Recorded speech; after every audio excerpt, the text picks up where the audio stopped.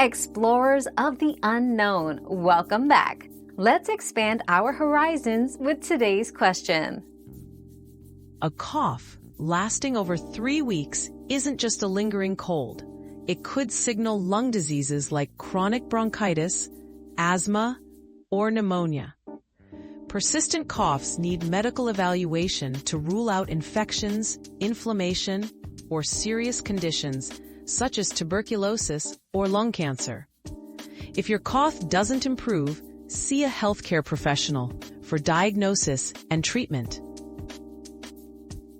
Another mystery solved, but many more await. Keep up with our daily discoveries by subscribing and turning on notifications.